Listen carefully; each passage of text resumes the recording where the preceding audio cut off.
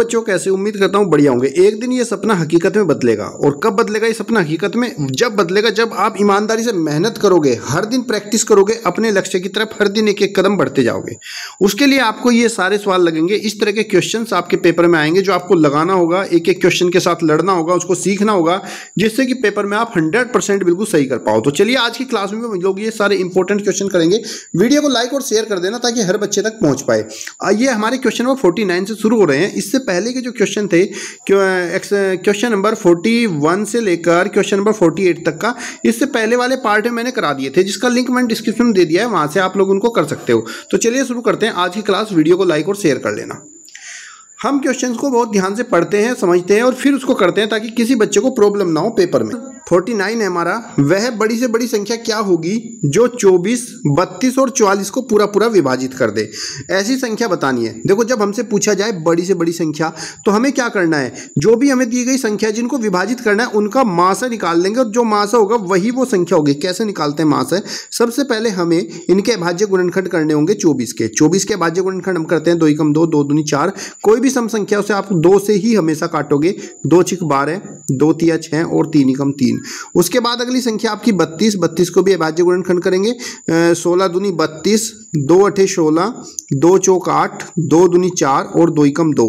फिर हम यहाँ पर 44 के अभाज्य गुणनखंड करेंगे। 2 से 44 कटेगा 22 बार, 22 दूनी 44, 2 से 22 कटेगा 11 बार और 11 × 11। अब हमें निकालना है इसका मासा। मासा कैसे निकालते हैं? HCF। HCF के लिए क्या करना होता है बच्चों, जो हमारे दोनों में तीनों अंकों में कॉमन है, जैसे यहाँ पर 2 है, यहाँ पर भी 2 है, यहाँ पर भी 2 है, तीनों में एक 2 कॉमन है, तो यहाँ पर आप 2 लीजिए।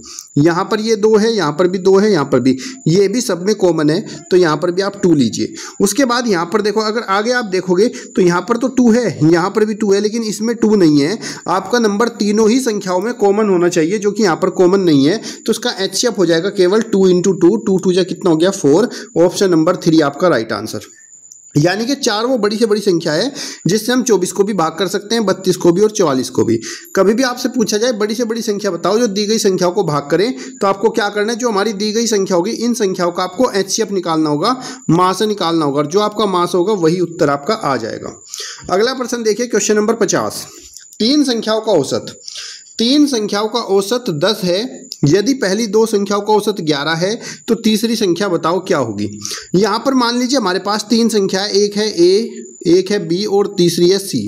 अगर हमें 3 संख्याओं का औसत दिया गया है और हमें उन संख्याओं का योग निकालना है, तो संख्याओं का योग जो होता है वो उन संख्याओं के औसत, जो भी आपको दिया गया है औसत, उसकी गुणा संख्याओं से की जाती है। संख्याएं कितनी हमारे पास? 3 संख्या है, तो औसत गुणा 3 करेंगे तो तीनों संख्याओं का योगफल निकल के आ जाएगा। 3 संख्याओं का औसत था 10, 10 की 3 से गुणा करी, 10 या 30, तो 3 संख्याओं का योग हमारा कितना आ जाएगा? 30 आ जाएगा। फिर उसने कहा पहली 2 संख्याओं का औसत 11 है। इसका मतलब पहली 2 संख्या कौन सी होगी? पहली A और दूसरी संख्या B।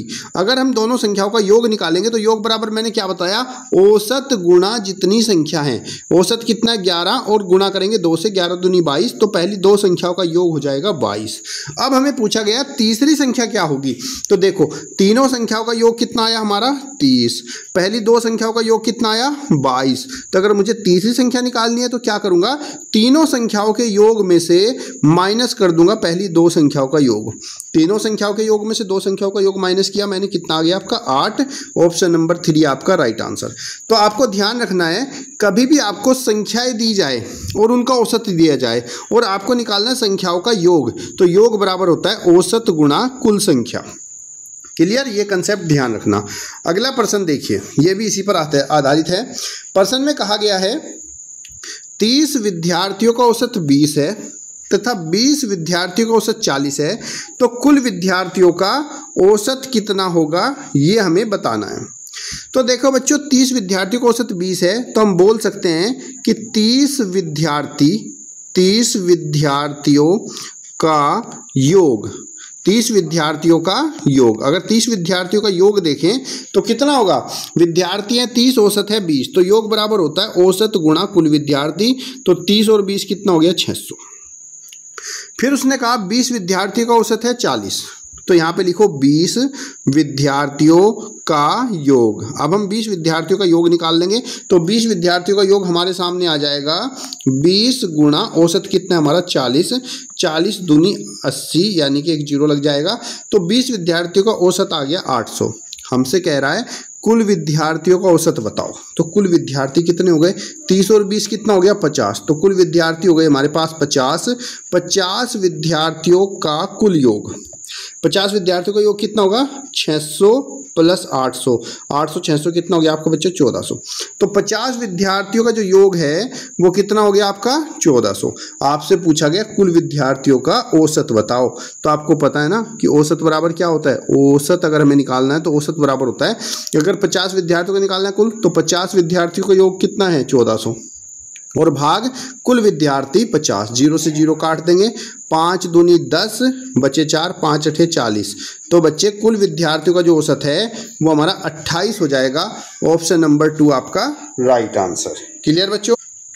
अगला प्रश्न देखिए, अगला प्रश्न है सोनू के पास 250 रुपये थे, सोनू के पास 250 रुपये थे, उसने 50 रुपये पुस्तक पर खर्च कर दिए, बताओ कितना प्रतिशत धन पुस्तक पर व्यय किया यानी कि खर्च किया। तो देखो अगर हमें खर्च प्रतिशत निकालना है तो खर्च प्रतिशत के लिए क्या करते हैं, पहले हम लिखते हैं जो भी हमारा खर्च हमने किया और नीचे हमेशा कुल धन लिखना होता है, जो भी टोटल होता है नीचे हमेशा कुल ही लिखना होता है, तो कुल धन और गुणा में 100। अब यहाँ पर सोनू के पास थे टोटल कितने 250 रुपये, तो नीचे लिखोगे आप 250, उसने खर्च कितने किए हैं 50 रुपये और इंटू में 100। हल करेंगे, जीरो से जीरो चला गया, 5 से 25 पंजो पंजो 25 और फिर इस 5 से 5 दूनी 10 और जीरो, तो यहाँ पर जो टोटल खर्च है वो आ गया आपका 20%। ऑप्शन नंबर 3 आपका राइट आंसर। मान लीजिए उसने खर्च दिया था और आपसे पूछ लेता कि बताओ भाई बचत प्रतिशत क्या होगा, अगर आपसे पूछता बचत प्रतिशत, बता देता हूँ जो भी वो पूछता है वो वैल्यू हमेशा ऊपर रहेगी। अगर बचत प्रतिशत पूछता तो आप लिखते बचत और बटे में हमेशा कुल धन ही रहेगा, ये ध्यान रख लेना, और गुणा में 100। तो इस पर्सन के लिए अगर हम बचत प्रतिशत निकालते तो कुल थे 250 रुपये, खर्च किए 50, तो हमें पहले क्या करना होता बचत निकालनी होती, 250 में से 50 घटा देते तो 200 रुपये बचत आती, तो 200 बटे में 250 गुणा 100 कर देते, आपको उत्तर आ जाता। क्लियर बच्चे। तो अगर ऐसा कोई भी सवाल हो जिसमें प्रतिशत निकालना हो तो नीचे हमेशा टोटल कुल ही वैल्यू हमारी आती है। अगला प्रश्न देखिए, एक फल वाला, ये बहुत ही इंपॉर्टेंट सवाल है। एक फल वाला रुपये 10 की 11 नारंगी खरीदता है और 11 की 10 के भाव से बेच देता है, तो लाभ प्रतिशत। वैसे तो इस बार सुना जा रहा है कि लाभ प्रतिशत पेपर में नहीं आ रहा, लेकिन फिर भी मैं इसलिए आपको बताता हूं कि भाई बाई चांस आ गया तो फिर आप वहां पेपर में ये थोड़े बोलोगे ये कहा था, क्योंकि पेपर में आ जाता है। आप बच्चों को नॉलेज आपको होनी चाहिए इस चीज़ की। चलिए यहाँ पर क्या है, 11 नारंगी है 10 रुपये की, तो आप लिखो यहाँ पर खरीद रहा है, क्या नारंगी खरीदता है, कॉस्ट प्राइस हो गई क्रय मूल्य, 11 नारंगी कितने की खरीदी उसने 10 रुपये की, और 11 नारंगी 10 की खरीद कर फिर वो कह रहा है कि उन्हें 11 रुपये की 10 के भाव से बेच देता है, यानी कि जब वो सेलिंग प्राइस की बात आती है तो 10 नारंगी बेच देता है वो 11 रुपये की। तो बताओ उसका लाभ प्रतिशत क्या है। तो बच्चे जब इस तरह का क्वेश्चन आपके सामने आता है तो यहाँ पर क्या करना होता है, हमें नारंगी की संख्याओं को बराबर बनाना होता है, क्योंकि देखो ना तो अभी नारंगी बराबर है ना आपकी कीमत बराबर है, तो आपको किसी एक को बराबर बनाना पड़ता है। तो बराबर बनाने का सबसे आसान तरीका मैं बताता हूँ आपको क्या करना है, इनकी तिरछी गुणा, जो सेलिंग प्राइस वाला सामान है उसकी कॉस्ट प्राइस से मल्टीप्लाई कर दो, 10 की गुणा 10 से कर दो, 10 दशम आपको हो जाएगा 100। ठीक है, और ये जो 11 कॉस्ट प्राइस में 11 नारंगी है इसकी 11 से गुणा कर दो, 11 गुणा 11 बराबर 121। देखो एक्चुअल में हमने करा क्या, यहाँ पे 10 की गुणा इधर करी, 10 की गुणा में इधर भी मान लेते हैं, तो ये 11.110 नारंगी हो गई। अब इधर की तरफ से हमने 11 से गुणा करी तो 11 की गुणा इधर भी करी और 11 की गुणा इधर भी मान लेते हैं, तो 11.110। अब हमारी क्या हुई, नारंगी की संख्या बराबर हो गई, यानी कि बाजार में से 110 नारंगी खरीद के लाए 100 रुपये की, और बाजार में से 110 नारंगी हमने बेची बाजार में कितने की, 121 रुपये की। सॉरी बच्चों, 11 गुणा 11 आपका 121 होगा, कितने की बेची, 121 रुपये की। अब हमें बताना है, देखो अब सीधा सीधा हमें पता चल रहा है कि भाई 110 नारंगी खरीदी थी 100 रुपये की, 110 नारंगी हमने बेची 121 रुपये की, यानी कि कम की खरीदी ज़्यादा की बेची, हमें क्या हुआ, लाभ हुआ। अब अगर हम लाभ की बात करें प्रॉफिट, तो लाभ बराबर होता है विक्रय मूल्य माइनस क्रय मूल्य। 121 रुपये का सामान बेचा जबकि 100 रुपये का खरीद के लाए थे, तो हमें 21 रुपये का क्या हो गया, लाभ हो गया। अब आपसे पूछा गया लाभ प्रतिशत बताओ। लाभ प्रतिशत बराबर होता है बच्चे लाभ बटे क्रय मूल्य गुणा 100। लाभ हो गया हमारा 21 रुपये का, बटे में क्रय मूल्य 100 और गुणा भी हम 100 से करेंगे, 100 से 100 कैंसिल हो जाएगा, तो बच्चे 21% आपका क्या हो गया, लाभ हो गया। ऑप्शन नंबर 4 आपका राइट आंसर। कमेंट बॉक्स में बता दो समझ में आया कि नहीं, वीडियो को लाइक और शेयर करते चलना। अगला प्रश्न देखिए, अगला प्रश्न क्या बोला है कि मोहन ने 300 रुपये के कर्ज के रूप में 2 वर्षों के लिए सोहन को देता है और 2 वर्षों का ब्याज 72 रुपये चाहता है, ब्याज की दर क्या है। तो बच्चे देखो यहाँ पर मोहन का जो मूलधन है वो कितना है, 300 रुपये, क्योंकि 300 रुपये उसने कर्ज पे दी, तो मूलधन बराबर हो गया 300 रुपये। कितने, 2 वर्ष के लिए, तो समय हो गया हमारे पास बच्चे 2 वर्ष 2 साल। और कितने रुपए ब्याज चाहता है, 72 रुपये, साधारण ब्याज हो गया 72। तो पूछ रहा ब्याज की दर क्या होगी। तो बच्चे आपको पता है ना, साधारण ब्याज में अगर हमें दर निकालना हो तो दर बराबर होता है ब्याज गुणा 100 बटे में मूलधन गुणा समय। नोट कर लेना फॉर्मूला, कभी गलत नहीं होगी सवाल अगर फॉर्मूला याद है। तो ब्याज हमारा हो गया 72 रुपये गुणा में 100 बटे में मूलधन है हमारा 300 और समय है 2 वर्ष। हल करेंगे बच्चे, 100 तिया आपका हो गया 300, फिर 3 दूनी 6 बचा एक 3 चौक 12, कितना हो गया 24 बटे में 2, 2 से 24 कटेंगे 12 बार, तो कितना हो गया 12%। तो वार्षिक ब्याज की जो दर है वो 12% है। ऑप्शन नंबर 3 आपका राइट आंसर हो जाएगा। अगला प्रश्न, एक व्यक्ति एक कार 360 किलोमीटर की दूरी 6 घंटे में तय करता है। इसी चाल से वो 540 किलोमीटर की दूरी कितने समय में तय करेगा।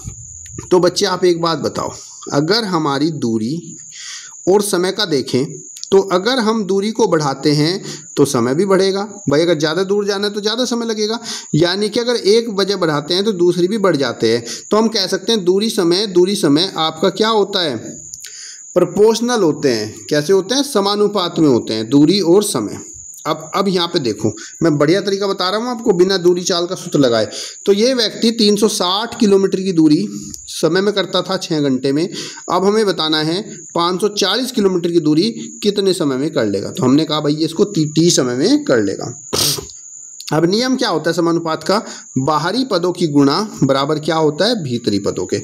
तो बाहरी पद हो गए हमारे 360 गुणा टी बराबर भीतरी पद हो गए 6 गुणा 540। हल करेंगे, टी बराबर 6 गुणा 540 बटे में 360। हल करेंगे यहाँ से बच्चे, 0 से 0 काट देंगे, 9 छिक 54, 9 चौक 36, 2 दूनी 4, 2 तिया 6, 2 तिया 6, 3 तिया 9 घंटे। तो उसको टोटल 540 किलोमीटर को तय करने में कितना लगेगा, 9 घंटे का समय लगेगा। ऑप्शन नंबर 3 आपका राइट आंसर। क्वेश्चन नंबर 56 है आपका। इसमें कहा गया है कि 2 रेलगाड़ी जो 140 मीटर तथा 160 मीटर लंबी है, क्रम से 50 किलोमीटर तथा 40 किलोमीटर की घंटे की चाल से समांतर पटरियों पर चल रही है। यदि गाड़ी एक ही दिशा में चल रही हो तो एक दूसरे को पार करने में कितना समय लगेगा। देखो जब 2 रेलगाड़ी एक ही दिशा में चलती है तो ऐसी उसमें जो उनको टोटल दूरी पार करनी पड़ती है एक दूसरे को पार करने में, वो टोटल अपनी लंबाई के योग के बराबर पार करनी होती है। यानी कि यहाँ पे इसको दूरी चलनी पड़ेगी, एक रेलगाड़ी 140 मीटर लंबी और दूसरी 160 मीटर लंबी, प्लस करेंगे तो 0 6 4 10 1 1 2 1 3, तो 300 मीटर की दूरी से चलनी पड़ेगी। जब रेलगाड़ी समान दिशा में होती है तो ऐसी कंडीशन में जो इनकी चाल होती है, जिसको हम सापेक्ष चाल बोलते हैं, वो चाल आपस में घट जाती है। जब दोनों एक ही दिशा में चल रही है तो उसकी जो टोटल चाल मानी जाएगी वो मानी जाएगी 50 - 40 बराबर 10 किलोमीटर प्रति घंटा। अगर ये एक दूसरे के विपरीत दिशा में होती तो इनकी सापेक्ष चाल जुड़ जाती, लेकिन एक ही दिशा में होती है तो चाल घट जाती है। ये पॉइंट भी अपनी कॉपी में नोट कर लेना। अब हमें पूछा गया है कितना समय लगेगा। समय बराबर क्या होता है, समय बराबर होता है आपका दूरी बटे में चाल। क्या होता है, दूरी बटे चाल। लेकिन एक समस्या हो रही है, दूरी हमारी मीटर में है और चाल हमारी किलोमीटर प्रति घंटा में है। तो मैंने बताया था जब हम किलोमीटर प्रति घंटा में 5/18 से गुणा करते हैं तो ये किस में बदल जाती है, मीटर प्रति सेकंड में। तो इसको हम मीटर प्रति सेकंड में बदलते हैं, हल करेंगे 2 पंजे 10, 2 नीम 18, पंजो पंजो 25/9 मीटर प्रति सेकंड हो जाएगी आपकी चाल। अब समय बराबर दूरी बटा चाल, दूरी हमारे पास है 300 बटे में 25 और जो नीचे वाली संख्या होती है बटे में वो ऊपर चली जाती है। हल करेंगे पंजो पंजो 25, 5 छंग 30, 0, 5 से 60 कटेगा 12 बार, ठीक है। तो हो जाएगा 12 × 9 हो गया 108। कितना हो गया, 108। तो इसको टोटल 108 सेकंड लगेंगे। ऑप्शन नंबर 2 आपका राइट। कमेंट बॉक्स में बताओ मुझे आज की क्लास आप लोगों को कैसी लगी। वीडियो को लाइक और शेयर करते चलना। मेरी कोशिश यही रहती है कि हर बच्चे को इतने आसानी से बताऊं कि उसका कभी कोई डाउट ना हो।